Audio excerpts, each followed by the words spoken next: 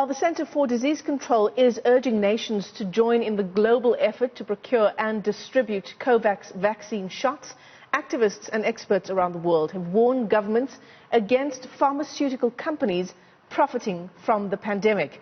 Now, South African activists fear that government is not regulating the pharmaceutical industry enough to ensure that it doesn't take advantage of the country's intellectual property laws to benefit from the pandemic at the cost, of course, of people's health and their lives.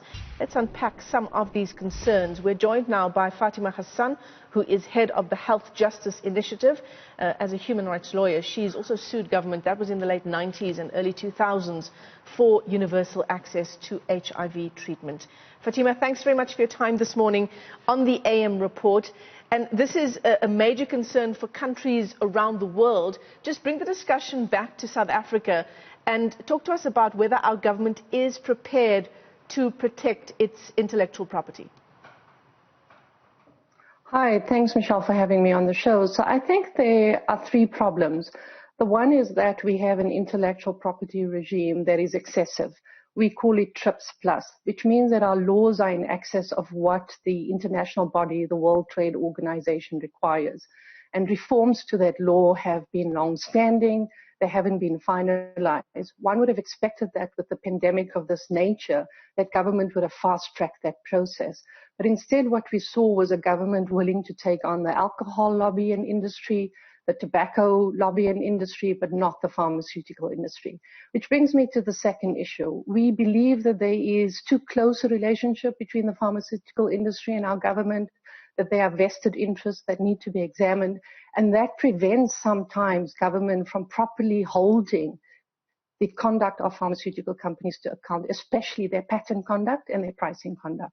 The third issue, of course, is that globally we are seeing pharmaceutical companies, hundreds of them, during this pandemic, invoking patents that they didn't deserve, that they shouldn't have received, because that research and development was actually funded by public money in the US or in the EU. And recently we've seen with vaccine development as well, that pharmaceutical companies that are going to be claiming a patent on a product are actually benefiting from substantial amounts of public investment from the UK government, from the US government. So at the moment, we are in an ecosystem of what I would term profiteering, which is going to be at the expense of people in the global south as well as in the global north, because what there isn't, because we are trying to look for a quick treatment or a quick vaccine, what there isn't is the scrutiny of the conduct of pharmaceutical companies in doing two things, in seeking a patent on a product and then thereafter seeking to price that product out to the reach of millions of people in the world. So, for example, there's been partial licenses given by pharmaceutical companies who claim to be acting in a charitable manner or who claim to be acting in a compassionate manner. But even those licensing agreements have very strict terms and conditions which may hinder access in the long term. And our government has certainly not indicated that it's going to be holding those companies to account, calling them around the table, insisting that those licenses are even more opened up, or even, as our government would be allowed to do, and many other governments around the world, to issue the first compulsory license in Africa. We didn't do that for HIV/AIDS even at the height of the crisis. We certainly do expect that our government, if necessary, if there is a vaccine, if there is a treatment that will actually treat and manage COVID-19, given the impact that it's had on our health system, the socioeconomic impact, the joblessness, the hunger, that it will invoke its powers to issue a compulsory license and not be in this cozy relationship with the pharmaceutical industry where it's hoping that it will be benevolent, where it's hoping that it will be charitable. And the climate that you're describing, Fatima, this is the climate that existed pre-COVID-19, and it would be naive of us to think that a pandemic is going to change how perhaps pharmaceutical companies conduct their business. Certainly. I mean, what we've been saying since the beginning of the pandemic is, where is the task team? Where is the multidisciplinary task team war room of government that will look at the pharmaceutical pricing and therefore, as a result, access to diagnostics, to affordable testing for COVID-19, to affordable treatment if a medicine does become available on the market that is clinically proven to be really useful and really efficacious? Where is the task team that will look at vaccine access? We're participating in 3 clinical trials nobody has seen the access agreements or the conditions that will enable access in the medium to long term for people in South Africa, for people in the rest of Africa with those companies. That's AstraZeneca, that's Sanofi, that's GSK. Gilead has brought, has given licenses to a number of generic companies who are bringing a drug called remdesivir in that's being partially used in the private sector to treat COVID-19. So there's so many processes that are unfolding, and certainly in the conduct of pharmaceutical companies during the HIV/AIDS era, in how we've had to treat TB, in how we've had to treat cancer, is certainly not going to be any different, I think. I mean, there are attempts to pool technologies, but again, there are criticisms of the limitations of those agreements. Some of them have been brokered by the WHO, some of them are brokered by the COVAX facility. So there is a lot of attempts, I think, by the relevant institutional players to try and make access a reality and to make it equitable and fairer, so that not only, rich people or people in the US or in the UK will access these life-saving interventions, but certainly more needs to be done from our government side. And, there's a whole movement of people elsewhere in the world who are demanding that these companies basically give up their patents. In the case of Gilead, American activists are saying that firstly, they shouldn't have even got a patent on their drug.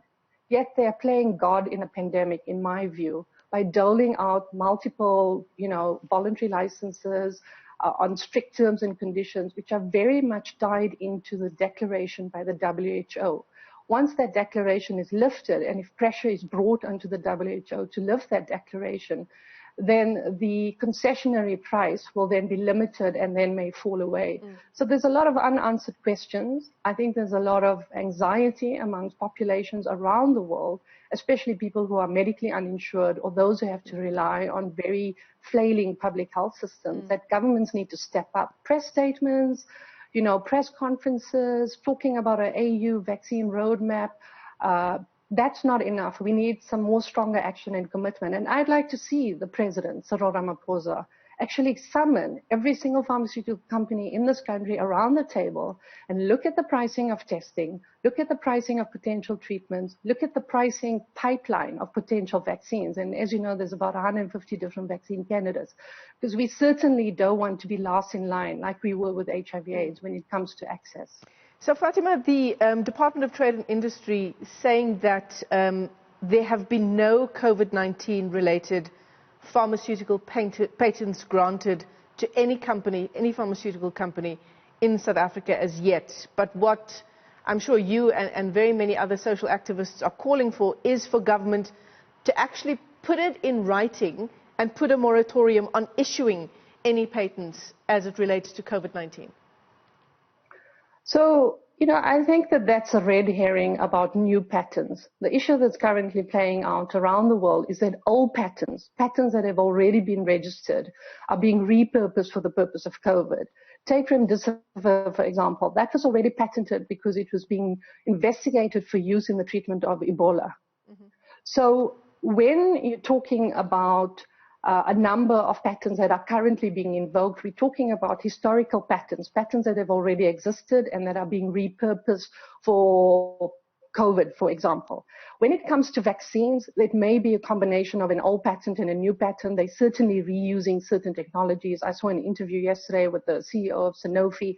So it's a very complex, but at the same time quite simple process to examine. So I think the issue of, even if government issued a press statement that said, well, no new patents on COVID-19, that's not necessarily going to advance the agenda of making sure that patents that currently exist and that are being used to hinder access in the treatment or management or the testing of COVID-19 is actually going to be resolved in a way where people can actually get meaningful access. Yeah. Having said that, I mean, I think that's an important step. But what will happen is when a country says that they're going to do something like that, there potentially could be trade pressures. There potentially could be repercussions at the World Trade Organization. So the framework within which to use your emergency powers in a public health emergency crisis, which we all, in the IP world call the Doha Declaration, has to be more actively used by the South African government and other governments that are part of the WTO. So Italy, for example, has been passing different pieces of law where they've said that any company that wants to seek a patent on a new product that would treat COVID-19 would have to disclose all of their research and development costs, all of their funding.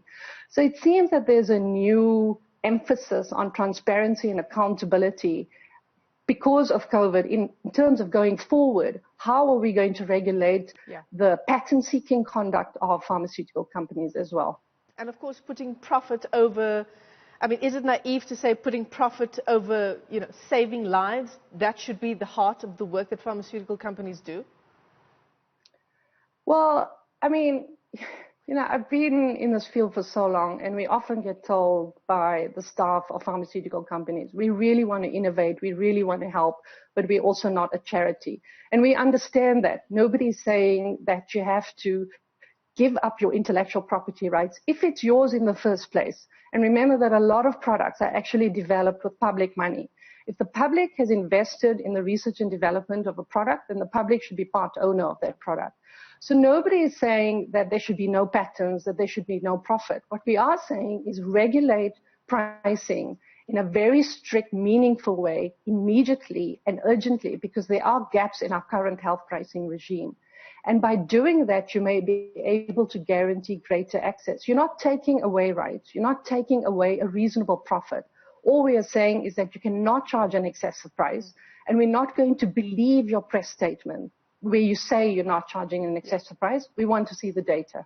And a reasonable profit, that certainly is the key term there. Fatima, thanks very much for your time this morning on the AM report. Certainly what the COVID-19 pandemic will do will be revealing how companies do business, and of course pharmaceutical companies are at the top of that list.